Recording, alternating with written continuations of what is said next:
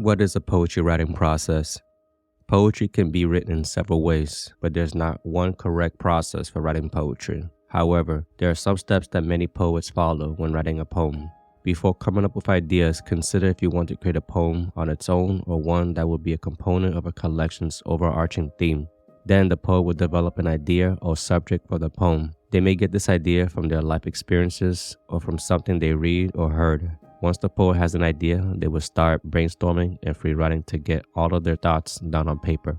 Next, the poet will begin to shape their poem by choosing which words and lines to keep and which to cut.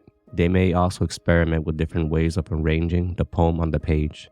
The goal at this stage is to create a first draft of the poem that is interesting and it has a good flow.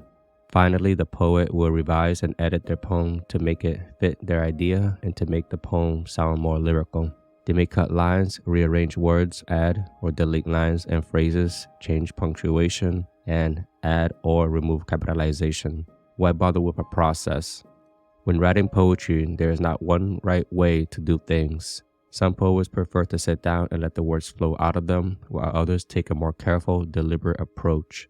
So we ask again, why bother with a process at all? For some people, going through a process helps to focus their thoughts and ideas. It can be helpful to follow steps to stay focused on the details and stay on track. Plus, writing poems is a challenging pursuit without factoring in poetic forms, stressed and unstressed syllables, or how to use line breaks. Your process can also help you to be more efficient with your time. By having a plan and specific goals in mind, you can make the most of your writing sessions and end up with a finished product that you are proud of. Writing good poetry for aspiring poets is a valuable skill, especially when combined with the consistency of writing a poem often and editing to refinement. Now we ask, what's an important element in a poem? I would say its theme. Why is it significant in literature? Well, the folks over at ReadZ blog have this to say about it. In literature, the theme of a story is, broadly speaking, what a book is about. They are concepts that pervade and recur throughout the writing and are often reinforced by motifs. The theme of your story can be as broad as love or loneliness, or as specific as the idea that greed is the greatest force in human culture, or human behavior is the product of upbringing and experience, both of which are thematic statements because they express an opinion about the main theme. In this case, what is the poem about? Ultimately, most themes in literature is about the human condition, such as circle of life. What comes around goes around. The circle of life dwells on life's transience and impermanence. How death isn't death, just an evolution. Example, Where the Red Fern Grows by Wilson Rawls. Coming of age. Coming of age involves the intense experiences of growing up and how these experiences shape the future of the protagonist. Example, Great Expectations by Charles Dickens.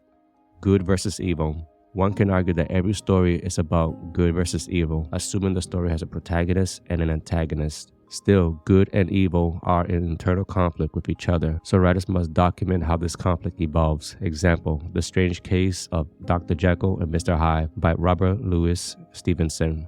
Power and corruption. Power corrupts, and absolute power corrupts absolutely. This theme is often closely related to man versus society. Additionally, power can refer to a person's political leadership, personal wealth, physical prowess, etc. Example, Animal Farm by George Orwell. We are continually compelled to consider and evaluate thoughts, feelings, and ideas that need to be outlined, pictured, and brought into consciousness. Although tiresome, a particular theme in your life subconsciously won't go away.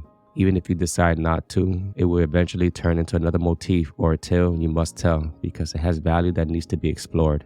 How to find a theme. There is no one right way to find a theme for a poem. However, some common strategies that poets use to generate ideas for themes. One approach is to consider what topics and experiences you are passionate about or strongly feel about. Another option is to think about times in your life when you have felt particularly moved by something, either positively or negatively. Once you have brainstormed some potential themes, try free writing to see which inspires the most interesting and evocative ideas. Trust your instincts and go with the most natural and authentic theme. After you brainstorm possible themes for your poem, it's time to develop them into a concrete message. This can be done by looking at the theme from different angles and thinking about how you can explore it in your poem. One way to develop your theme is to consider what inspired you to write about that particular topic. What are your personal experiences or observations that have led you to this theme? How can you share these experiences in your poem? Another way to develop your theme is to consider how it relates to the world around us. What current events or social issues does it connect with? How can you use your poem to comment on these issues? Finally, don't forget that a good poem needs more than just a strong message. It also needs interesting language and imagery. Once you have the poem's theme, emotion, essence, question, and message you wish to convey, write a short summary of the poem. You can further iterate and add more information to it in a later step the more and more you grasp. Ultimately, is to give our soup of chaos some form to sculpt. Mating's Myth is one of the few poems in the book, The Cool and Warmth of Hearts, in the section titled Love of Life. The book has several sections within its own sub-theme of love, where many poems fall. With Mating's Myth, I took the Byronic hero invented by Lord Byron, a fictional character who represents heroic virtue and value, intense affection for adventure and mystery, and impulsiveness that allows him to brave into the unknown. This poem's theme follows similarly to the Byronic hero, a passion for adventure and mystery, where the protagonist must heed the call to adventure as a supernatural force urges him to explore. The familiar spoils of joy dawn themselves every morn. On the hillside ridge in the fjords did born, late noon to roll in the coastal sands and carved dunes, and stroll upward the grasslands under the blood moon. The thrill did bore the joyous departure laid ahead, and said, Viva la vida, extol the flames that bred, journeys unveil, the warrior of light and spite. The warrior of night unveiled this aim of blight. Only something amiss held the key to my heart. A star shot across a cryptic message to impart. A secret only I could unlock, did not heed. Yet enticed by an awe and urge, venture with speed. Hidden only this night could reveal in the fjord's bypass. I stumble upon a temple and enter its soul pass. A peculiar charm in its atmosphere of August, etched in the walls in glamorous tales, a divine goddess. Archaic letters littered about, shrouded in mystery. If only I could decipher glyphs behind this beauty, for it filled me with wonder and limitless awe. Perturbed by these halls with no end in sight, I dared not thaw. Yet did I understand the thrill of this adventure, bellow the moonlit crimson tides to censor. The strife I denied from my life, but joy had sprung. The further I ventured, and this venture I swung. Something at the end captured me in trembles. The room alighted, 4 torches helped center its vessel, and there she stood, having aged wealth in her slumber. What mirrors unveil the mating myths from under. The poem falls under the overarching theme of love, but primarily the love for adventure and curiosity to venture into the unknown. I interpreted the shared affection for this hero's urges as his genuine passion for life through his intemperate, impulsive, and incurious character to visit a mysterious location and discover what awaited him about this long-sleeping princess that lured him deeper to explore.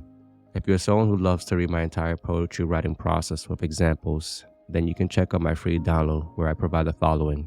I provide the entire poetry writing process with an example poem published in my book, The Cool and Warmth of Hearts, from start to finish. I provide this in several formats for free, such as a PDF and a JPEG with an infographic. Lastly, the Google Doc template I use for every poem can be downloaded in other formats as well, so you can find the link in the description below, and I hope you enjoy it. The gist. Don't worry about whether you should create a free verse poem, a narrative poem, or even what kind of poetry you should write. Poetry is a style of creative writing that is both arduous and freeing, since all the words that morph into the right words go to the core of the poem's theme. Writing freely and without a plan requires an open mind and an interest in the subject matter.